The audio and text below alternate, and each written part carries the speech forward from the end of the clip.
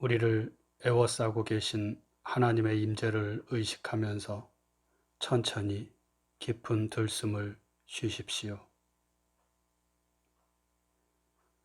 이제 우리 안에 내주하시는 하나님께서 나를 통해 숨을 쉬시도록 천천히 날숨을 내쉬십시오.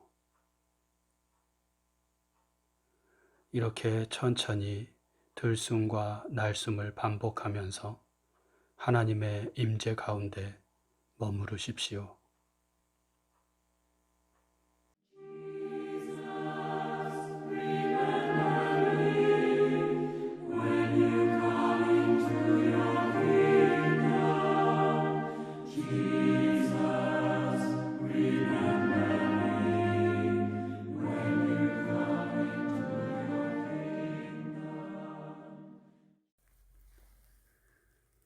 오늘 우리에게 주시는 하나님 말씀은 누가복음 13장 1절에서 9절 말씀입니다.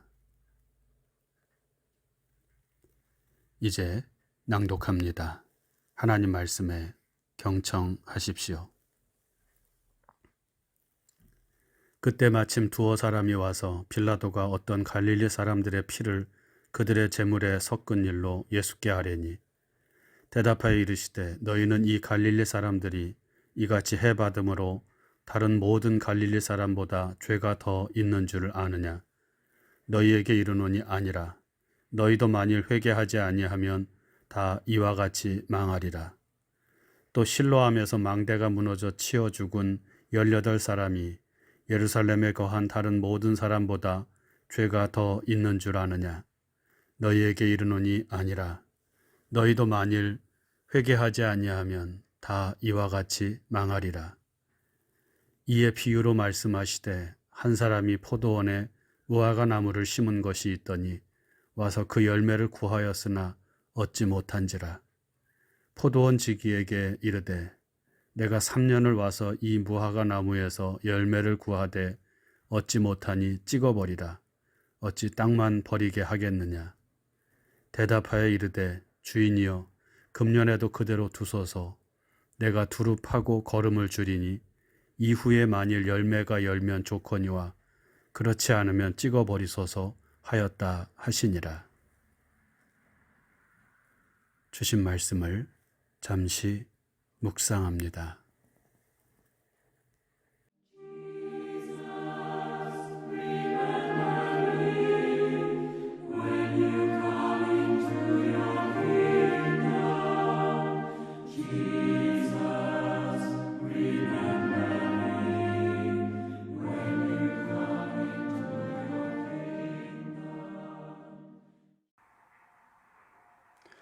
예수께서 예루살렘으로 향하여 가시던 길에서 어떤 사람들이 예수께 나와 최근 예루살렘에서 있었던 비극적인 한 사건을 전합니다. 그것은 당시 유대 총독으로 있었던 빌라도가 유월절을 맞아서 갈릴리로부터 예루살렘 성전에 와서 희생 제사를 드리던 사람 몇 명을 무참히 학살했다는 이야기였습니다.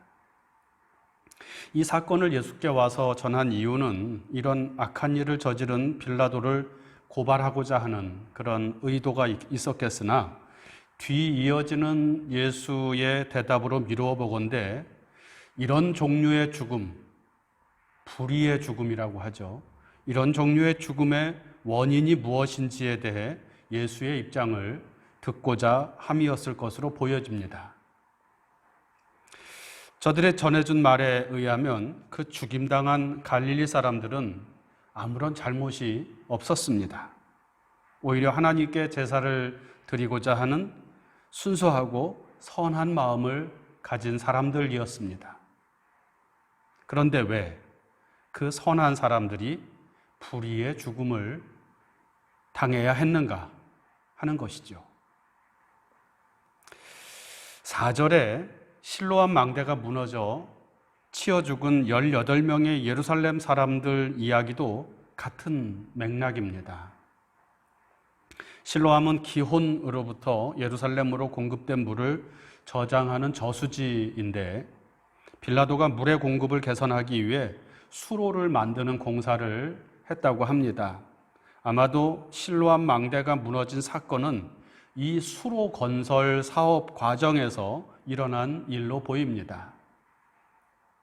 망대가 무너져 죽은 사람들은 그저 평범한 유대인들이었습니다.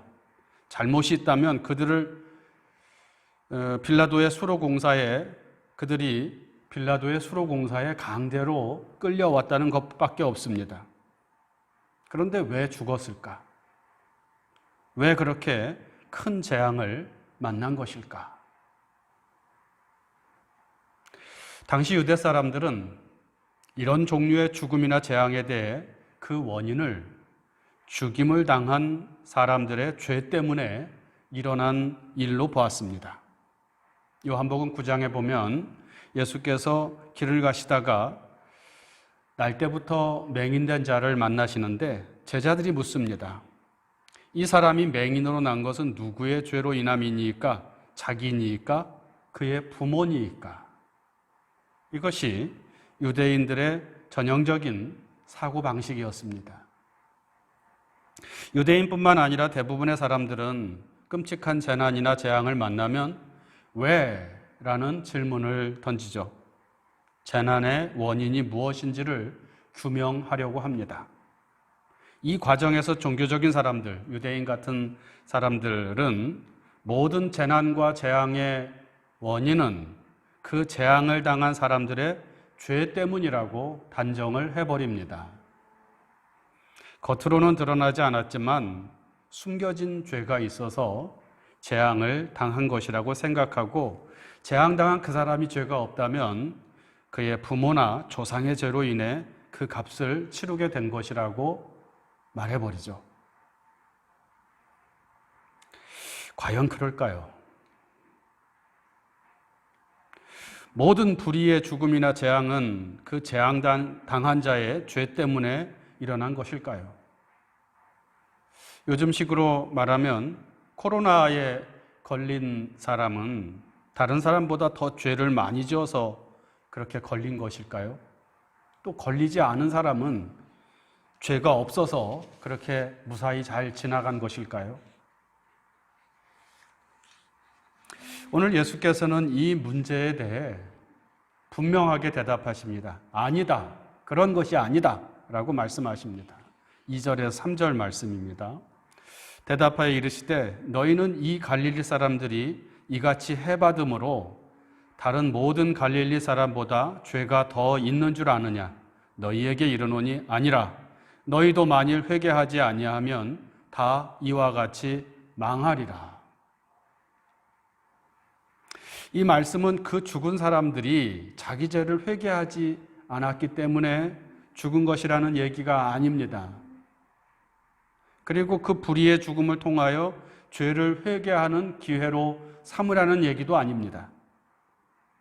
예수께서는 빌라도에게 학살당한 갈릴리 사람들과 실로암 망대가 무너져서 죽은 사람들이 다른 사람보다 특별히 죄를 더 많이 지었기 때문에 죽은 것이 아니라 모든 사람들이 다 죄 가운데 있다는 것을 말씀하신 것입니다.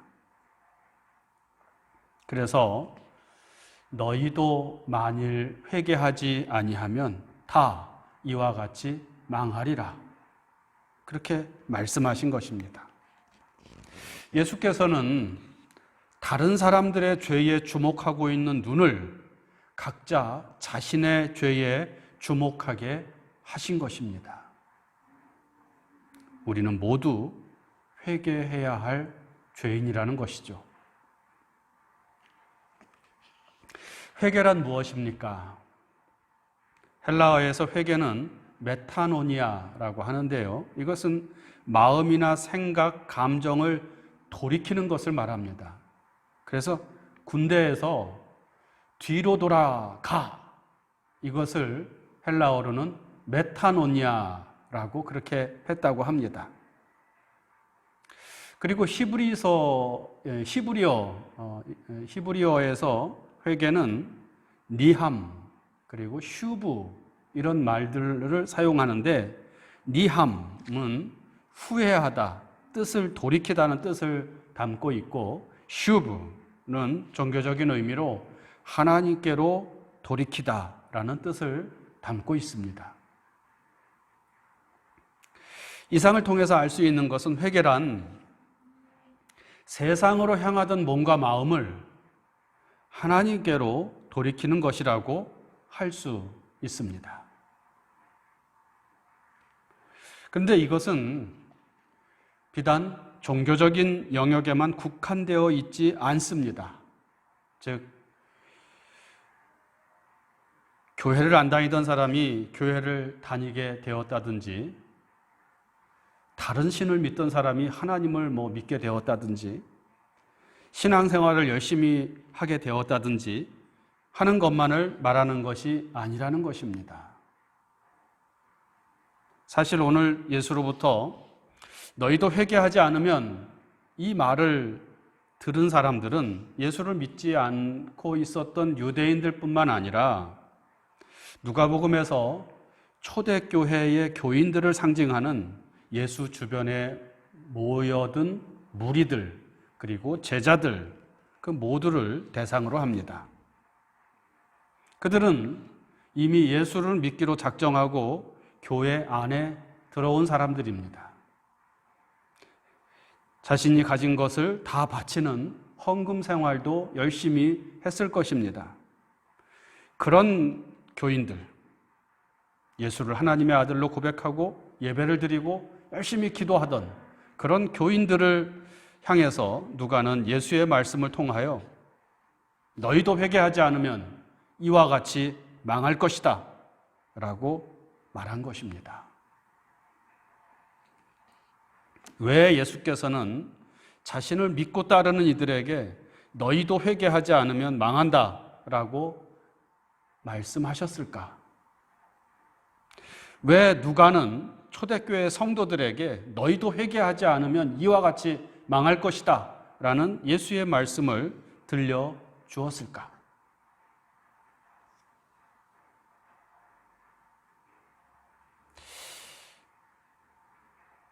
이유는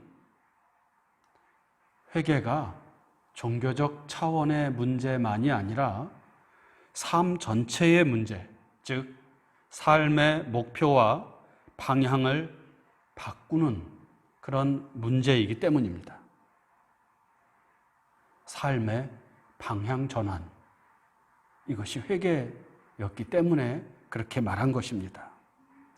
예수를 주님이라고 입술로는 고백하지만 실제 삶에서는 예수를 따르지 않고 그 말씀대로 살아가지 않는 것이 문제였고, 교회는 열심히 다니지만 하나님의 뜻을 이루는 삶을 살아가는 데는 소극적이고 자신의 욕망과 세상의 영광을 추구하는 일에만 몰두하는 것이 문제였던 것입니다. 제가 늘 말씀드리지만 이런 신앙은 예수를 믿는 것이 아니라 예수를 이용하는 것이고 하나님을 자기 욕망 실현의 도구로 여기는 것입니다. 예수께서는 이런 삶을 살아가는 자들에게 너희도 회개하지 아니하면 이와 같이 망하리라, 그렇게 말씀하신 것이고, 이제라도 하나님께로 삶의 방향을 전환하라고 말씀하신 것입니다. 이 말씀을 하신 후에 예수께서는 하나의 비유를 말씀하십니다. 6절 이하의 말씀인데, 포도원 주인이 과수원이라고 해도 좋습니다. 그 주인이 자기 과수원에 무화과 나무를 심고 3년을 기다렸으나 열매를 맺지 못하자 그 포도원 지기에게 열매 맺지 못하는 무화과 나무를 찍어버리라고 말하죠.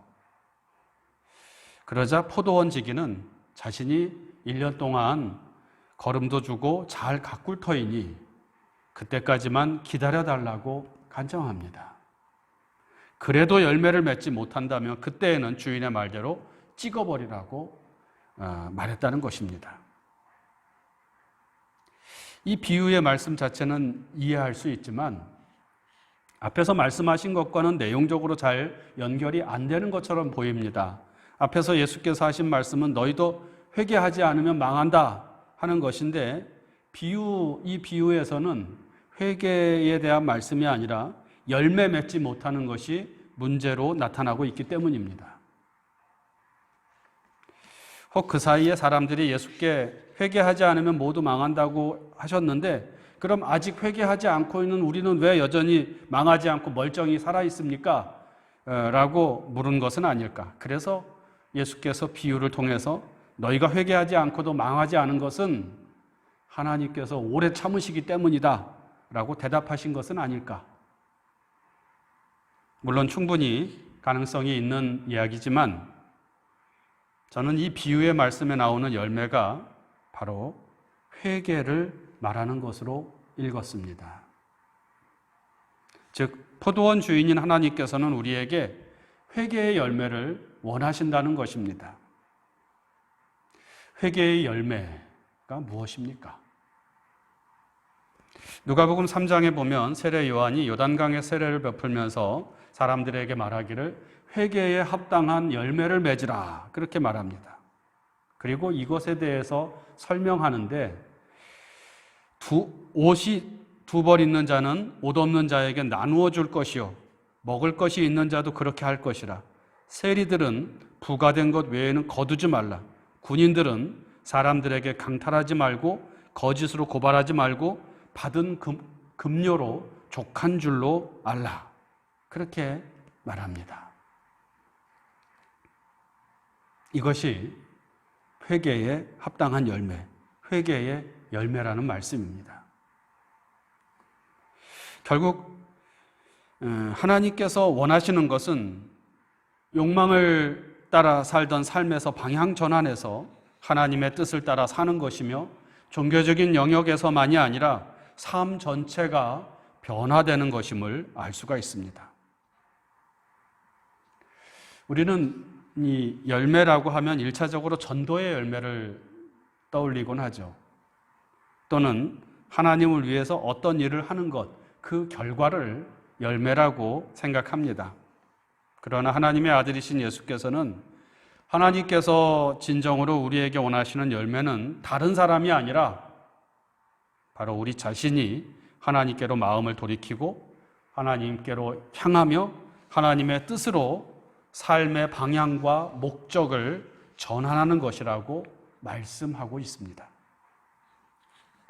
우리가 하나님을 위해 무언가를 행하는 것이 아니라 우리 자신이 회개하여 변화되는 것이 하나님이 원하시는 열매라는 말씀입니다.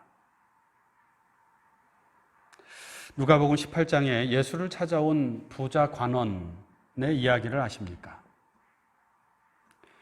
그는 예수께 내가 무엇을 하여야 영생을 얻을 수 있겠습니까? 하고 묻습니다.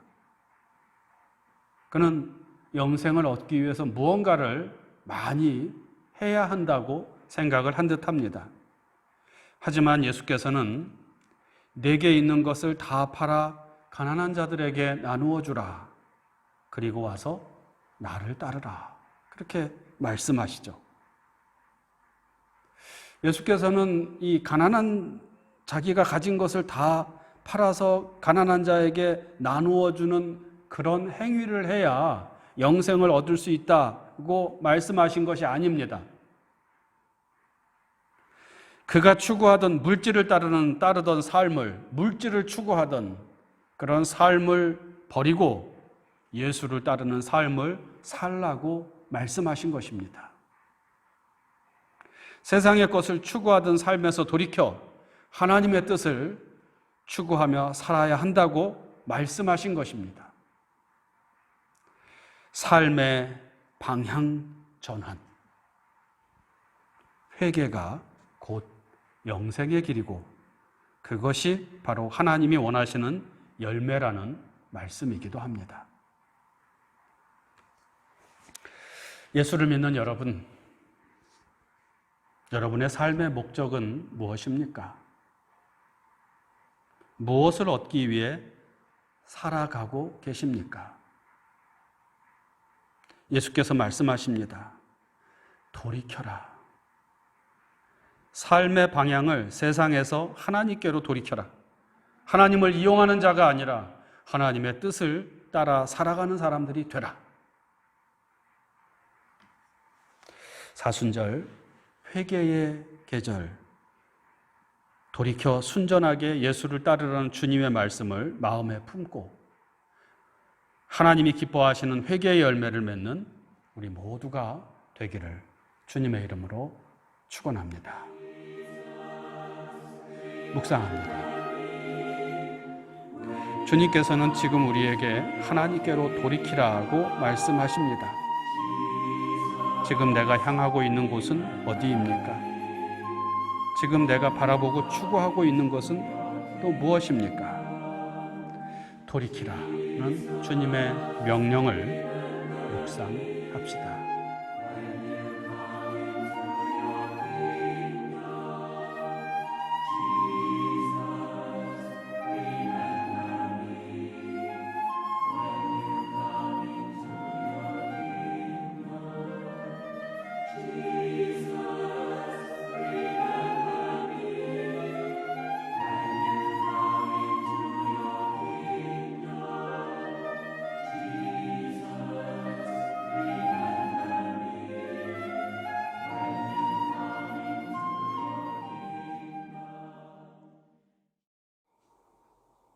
다 같이 주님께서 가르쳐 주신 기도를 드립니다. 하늘에 계신 우리 아버지, 아버지의 이름을 거룩하게 하시며 아버지의 나라가 오게 하시며 아버지의 뜻이 하늘에서와 같이 땅에서도 이루어지게 하소서.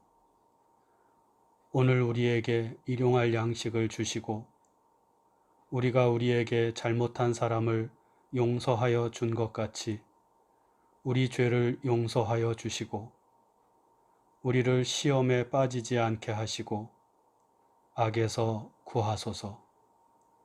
나라와 권능과 영광이 영원히 아버지의 것입니다. 아멘.